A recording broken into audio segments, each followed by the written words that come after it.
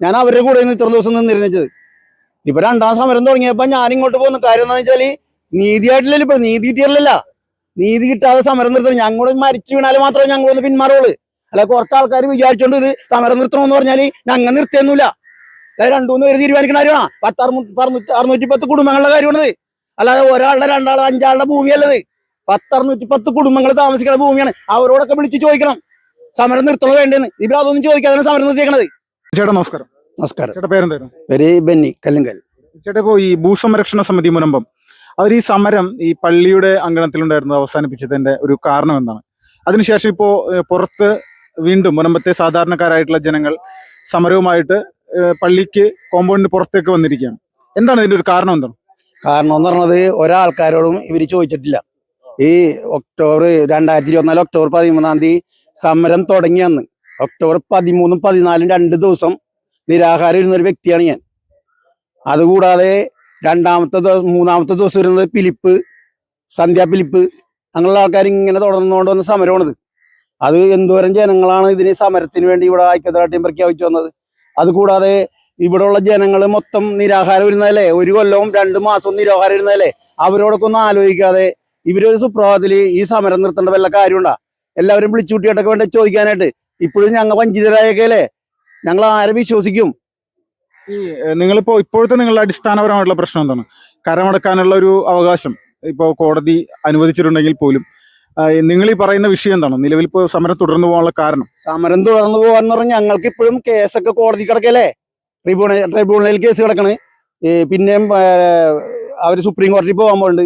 ഇതെല്ലാം നടക്കുന്ന സമയത്ത് ഒരു പ്രശ്നം വന്നിട്ടുണ്ട്. ഇപ്പോഴും ഇന്ന് വില്ലേജ് ഓഫീസിൽ കുറച്ച് ആൾക്കാർ പോകണ്ടായി ഞങ്ങളോട് നിന്ന്.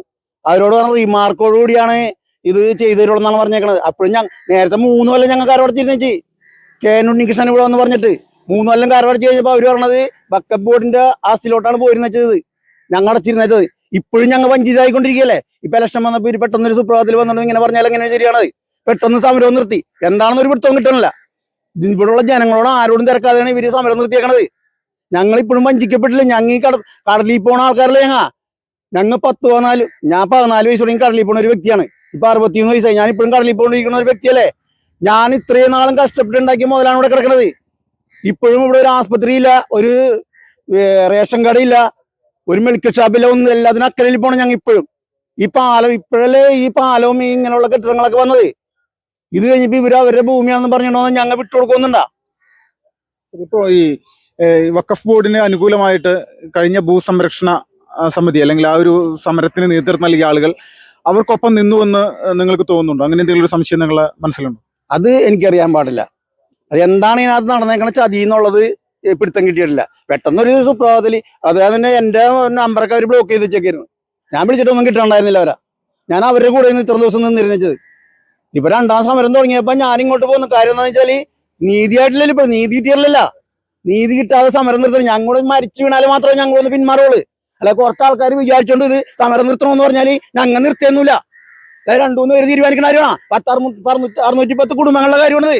അല്ലാതെ ഒരാളുടെ 2 ആൾ 5 ആളുടെ ഭൂമിയല്ലത്.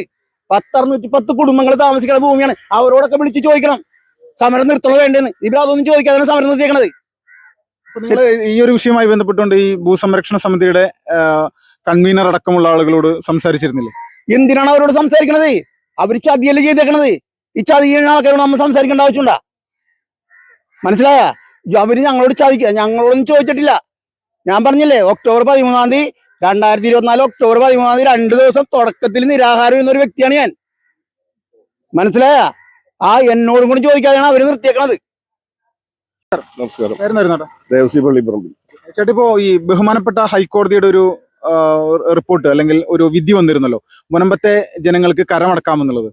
ഇപ്പോ ഈ ഒരു സമയത്ത് നിങ്ങൾ കരമടക്കാൻ പോയ സമയത്ത് വില്ലേജ് ഓഫീസിൽ നിന്നുള്ള സംസാരങ്ങൾ എങ്ങനെയാണ്, പ്രതികരണങ്ങൾ എങ്ങനെയാണ്? കരമടക്കാൻ പോയപ്പോ കരമടച്ചു തന്നു എല്ലാവർക്കും. അതിനുശേഷം ഇപ്പൊ മന്ത്രി പി രാജീവ് സാറും രാജൻ സാറൊക്കെ വന്ന് ഇവിടെ പറഞ്ഞത് ബാക്കിയുള്ള കാര്യങ്ങൾക്കെല്ലാം നിങ്ങൾക്ക് പ്രത്യേക ഡെസ്ക് ഇട്ടു തരും എന്നാണ് പറഞ്ഞത്. അപ്പൊ അതിന്റെ അടിസ്ഥാനത്തിൽ പിന്നുള്ള ദിവസങ്ങളൊക്കെ ഇവിടെ അച്ഛനടക്കം എല്ലാവരും നമുക്ക് എല്ലാ പോക്കുവരവും റവന്യൂ കാര്യങ്ങളൊക്കെ ചെയ്തു തരാനാണ് മന്ത്രി പറഞ്ഞേക്കുന്നത് എന്ന് പറഞ്ഞതിന്റെ അടിസ്ഥാനത്തിൽ ഞങ്ങൾ ഇന്ന് 4 പേര് വില്ലേജ് ഓഫീസിൽ പോണത്. അപ്പോൾ ഓഫീസറായിട്ട് സംസാരിച്ച് അപ്പോൾ അവർ പറയണത് നിങ്ങൾക്ക് സർട്ടിഫിക്കറ്റുകളൊക്കെ തരാൻ പറ്റും, പക്ഷേ അത് റിമാർക്കോടുകൂടി തരാൻ പറ്റുള്ളൂ. അതിന് യാതൊരുവിധ ആ സർട്ടിഫിക്കറ്റിന് അവകാശങ്ങളൊന്നും ഉണ്ടാവില്ല. നമ്മൾ എവിടെ കൊണ്ടുപോയി കൊടുത്താലും അത് ഫലമില്ലാണ്ട ഒരു കണ്ടീഷനായി പോകും എന്നാണ് പറഞ്ഞത്. അങ്ങനെ കുറെ കാര്യങ്ങൾ സംസാരിച്ച് അപ്പൊ കളക്ടർ ആണെങ്കിൽ ഒരു പ്രത്യേക ഓർഡർ കിട്ടുന്നു, ലെറ്റർ കൊടുത്തെന്ന് പറഞ്ഞു. അപ്പൊ ഞാൻ അതിനെക്കുറിച്ച് ചോദിച്ചു, ഈ കളക്ടർ തന്ന ലെറ്റർ സർക്കാർ അറിഞ്ഞിട്ടുള്ളതാണ്, സർക്കാരിന്റെ ലെറ്ററാണ്? അപ്പൊ അല്ല, അത് കളക്ടറിന്റെ വ്യക്തിപരമായ ലെറ്ററാണ്. ഇനിയിപ്പോ ആ കളക്ടർ തന്നാലും ആര് തന്നാലും അതിന് യാതൊരുവിധ ഫലവും ഇല്ല എന്നാണ് പറഞ്ഞത്. ഇതില് എന്താണ് അവസാനത്തെ ഒരു ഇതിനൊരു എന്തെങ്കിലും ഒരു പരിഹാരം ഉണ്ടാവുമല്ലോ, അപ്പൊ എന്താ പറഞ്ഞത്? പരിഹാരം ഉണ്ടാകുന്ന ഞങ്ങൾക്ക് സർക്കാർ പറയുന്നത് പോലെയല്ലേ ചെയ്യാൻ പറ്റുള്ളൂ എന്നാണ് പുള്ളി പറഞ്ഞത്. ഒരു സ്ത്രീയാണ്, ചേർത്തലയാണ് പുള്ളിക്കാരത്തിന്റെ വീട്, അതുകൊണ്ട് അവർക്ക് പ്രത്യേകം ഒന്നും ചെയ്യാൻ പറ്റില്ല എന്നാണ് അവർ ഞങ്ങളോട് പറഞ്ഞത്. എന്ന് വെച്ചാൽ നിങ്ങൾക്ക് ഈ കരമടച്ച് തരിക എന്നുള്ളത് വെറുതെ കേവലം കയ്യിലേക്ക് തരുന്ന ഒരു കടലാസ് കഷ്ണം മാത്രമാണ്, പ്രത്യേകിച്ച് ഒരു ഉപകാരമില്ല. അല്ല, ഞാനിന്ന് പോകാൻ കാര്യം എനിക്ക് 10 ലക്ഷം രൂപയോളം പലിശക്കടമുണ്ട്. അപ്പൊ എന്റെ സ്ഥലം ഒരു പാർട്ടി വന്ന് നോക്കിയിട്ട് എന്റെ നിസ്സായാവസ്ഥ അറിഞ്ഞിട്ട് അത് മനസ്സിലായിട്ട് അവരെടുക്കാൻ തയ്യാറായി. അപ്പൊ നമ്മള് മറ്റും റവന്യൂ കാര്യങ്ങളൊക്കെ ചെയ്തു കൊടുക്കണമല്ല, എന്നാൽ മാത്രം അവരെടുക്കും. ഓൾറെഡി എടുക്കാൻ തയ്യാറാണ് അവര്. ഞാനിതിന് പലിശ കൊടുക്കുകയാണ്. ഇതൊക്കെ ഈ കാര്യങ്ങളെല്ലാം സൂചിപ്പിച്ചിട്ടാണ് ഞങ്ങൾ പോയത്. അപ്പൊ അവര് പറയുന്നതാണ് എല്ലാം തരാൻ പറ്റും, പക്ഷെ അതിന് യാതൊരു വാല്യുവേഷൻ ഉണ്ടാവില്ല. ഇതാണ് അവസ്ഥ അല്ലേ? അവസ്ഥ. അപ്പൊ ഞങ്ങൾ വേണമെങ്കിൽ പോരുകയും ചെയ്ത്. ചേട്ടാ നമസ്കാരം. നമസ്കാരം. പേരെന്തായിരുന്നു? ഈ കരമടക്കാൻ പോയതിൽ താങ്കൾ ഉണ്ടായിരുന്നല്ലോ, എന്താണ് പ്രതികരണം? എന്താണ് പ്രതികരണം? ഇപ്പൊ ദേവസ്വേട്ടൻ പറഞ്ഞത് തന്നെയാണ്. ഞങ്ങൾ 4 പേര് പോയിട്ടുണ്ടായിരുന്നു. അന്നേരം പറഞ്ഞേക്കണത് ഈ കര അടച്ചു തരാൻ പറ്റും, പിന്നെ മറ്റു റവന്യൂ അവകാശങ്ങൾ ഇതൊക്കെ തരാൻ പറ്റും, പക്ഷെ അതിന് വാല്യൂ ഉണ്ടാവില്ല. റെഡ് മാർക്ക് സർക്കാർ നിങ്ങൾക്കൊപ്പമല്ല എന്നുള്ളത് തന്നെയാണ് ഇതിൽ നിന്ന് വിശ്വസിക്കുന്നത്. സർക്കാർ ഒപ്പമാണെങ്കിൽ ഇത് നേരത്തെ ശരിയാക്കി തന്നെയല്ലേ ഞങ്ങൾക്ക് ഇവിടെ ഇവര് ഇത്രയും ദിവസം സമരം ഇരുന്നിട്ട് അത് ഒഴിവാക്കി പോരേണ്ട കാര്യമില്ല. ഇതെല്ലാം ക്ലിയർ ആയി കിട്ടിയതിന് ശേഷമല്ലേ പോരാൻ പാടുള്ളത്. ഇപ്പൊ ഞങ്ങൾ ഇന്ന് ചെന്നിട്ടുണ്ടായ അവസ്ഥ ഇതാണ്. ഈ സാധനം തരും, അതുകൊണ്ട് എവിടെ റെഡ് മാർക്കറ്റ് തരുമെന്ന് പറഞ്ഞിട്ടുണ്ടെങ്കിൽ അത് എവിടെയെങ്കിലും കൊടുക്കാൻ പറ്റുമോ? അവര് തന്നെ പറയുന്നുണ്ട് അതുകൊണ്ട് ഗുണമില്ലെന്ന്. അവരുടെ വായിൽ നിന്ന് തന്നെ ഞങ്ങൾ കേൾക്കുന്നുണ്ട്. അപ്പോ ഈ ഇലക്ഷന് മുന്നോടിയായിട്ട് മുനമ്പം ജനതയെ പറ്റിച്ചാണോ? അങ്ങനെയാണെന്നാണ് ഞങ്ങൾക്ക് തോന്നണത്. ഇപ്പൊ അല്ലാതെ ഞങ്ങൾക്ക് ഇത് ഒരു ഉപകാരം ഇല്ലെങ്കിൽ പിന്നെ എന്തിട്ടാണ് ഇത് കിട്ടിയിട്ടുള്ള ഗുണം?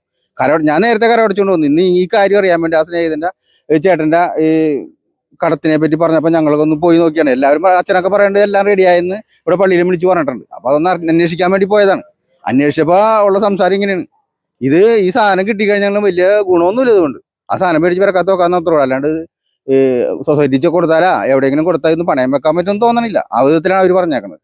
ഒരു വലിയ പ്രതിസന്ധി ഉണ്ടാകാനുള്ള സാധ്യത ഉണ്ട് അല്ലെ? അതെ, തീർച്ചയായിട്ടും. ഇത് ഒരു ഗുണമില്ലാത്ത സാധനം നമ്മളെ പറ്റി കബളിപ്പിച്ചേക്കണല്ലേ ഇത്, അല്ലാതെ ഞങ്ങൾക്ക് ഇത് നല്ല രീതിയിൽ തോന്നണില്ല. ഇത് ഈ മുനമ്പത്തെ മുഴുവൻ ജനങ്ങൾക്ക് ഇത് മനസ്സിലായിട്ടുണ്ടോ? നിങ്ങളെ ഇത് പൂർണ്ണമായിട്ടും ഈ ഒരു നിമിഷവും സർക്കാർ വഞ്ചിച്ചു എന്നുള്ളൊരു വിഷയം ഇവിടുത്തെ മുനമ്പത്തെ ജനങ്ങൾക്ക് പൂർണ്ണമായിട്ടും ബോധ്യമായിട്ടുണ്ട്? കുറെ ആളുകൾക്ക് മനസ്സിലായിട്ടുണ്ട്. കുറെ ആളുകൾ ഇപ്പോഴും അവരുടെ വാലമ തൂങ്ങി നടക്കുകയാണ്. അതാണ് ഇവിടുത്തെ അവസ്ഥ. അതാണ്, ഒരു കാര്യത്തിന് ഒന്നിച്ച് ഒരാൾ നിൽക്കൂലല്ല, പല തട്ടിലല്ലേ നിൽക്കുള്ളൂ. അങ്ങനെ പോയിക്കൊണ്ടിരിക്കുന്ന ആള്. ഇപ്പൊ ഇവിടെ ത്രിതല പഞ്ചായത്ത് ഇലക്ഷൻ നടക്കാൻ പോവുകയാണല്ലോ സംസ്ഥാന വ്യാപകമായിട്ട്. അപ്പൊ ഇതൊക്കെ ചർച്ച ചെയ്യാനുള്ള സാധ്യത കൂടുതലാണ് നമ്മുടെ സമൂഹത്തിൽ. ഇവിടെ ആൾക്കാർ മനസ്സിലാക്കണ ആൾക്കാർ അതനുസരിച്ച് നീങ്ങും, അല്ലാത്തവർ അവരുടെ ഇതിൽ നീങ്ങും. അതാണ് എനിക്ക് പറയാനുള്ളത്. ചേട്ടാ നമസ്കാരം. നമസ്കാരം. ഇത് ഈ ഒരു വിഷയം കണ്ടിട്ട് ഇപ്പൊ എന്താ തോന്നുന്നത്? ഈ ഒരു വിഷയം കണ്ടിട്ടെന്ന് പറഞ്ഞാൽ ഇത് യാതൊരു കാണിച്ചാലും ഇത് ശരിயான ലക്ഷണമല്ല. ഇത് വക്കപ്പിന്റെ ഇതിൽ തന്നെയല്ലേ പോയിക്കൊണ്ടിരിക്കണത്. നമ്മ ഇനി എന്ത് കരമടച്ചു കഴിഞ്ഞാലും ഇത് വക്കപ്പ് ഇപ്പൊ കുറച്ച് ദിവസം കഴിയുമ്പോൾ എന്താ പറയുക, ഇത് വക്കപ്പിന് വേണ്ടി കരമടച്ചെന്നായിരിക്കുള്ളൂ. ഞാൻ കരമടച്ചിട്ടില്ല. എന്തിനാണ് ഈ കാശുകളാണത്? ആ കാശുകളുടെ ആവശ്യമില്ല. ഞാനത് ഏറണ്ട് ഇപ്പൊ ഞങ്ങൾ 4 പേര് പോയിട്ടുണ്ടായിരുന്നു. പോയപ്പോ വില്ലേജ് ഓഫീസർ ഇതാണ് പറഞ്ഞത്, ചുമപ്പടിച്ചു തരാം എന്നാണ് പറഞ്ഞത്. ഇപ്പോ ഈ സുപ്രീം കോടതിയുടെ അന്തിമ വിധി വന്നതിന് ശേഷം മാത്രമേ ഇനിയൊരു പരിഹാരം ഉണ്ടാകൂ എന്നാണോ പ്രതീക്ഷിക്കുന്നത്? അത്രേ ഉള്ളു. അല്ലാണ്ട് ഈ കേരള സർക്കാർ ഇത് ചെയ്തു തരുമെന്ന് ഞങ്ങൾക്കൊരു പ്രതീക്ഷയില്ല. ആ ചെയ്തു തരാനുള്ളതാണെങ്കിൽ നേരത്തെ ചെയ്തു തരായിരുന്നല്ല. ഇതിപ്പോ അവര് ഒരു തട്ടിക്കൂട്ടി ഒരു സാധനം ഉണ്ടായിക്കൊണ്ട് ഇപ്പൊ തൽക്കാലമായിട്ട് ആൾക്കാർ ഇവിടെ കണ്ണിൽ പൊടിയിടാനുള്ള പണിയാണ് ഇപ്പൊ ചെയ്തുകൊണ്ടിരിക്കുന്നത്.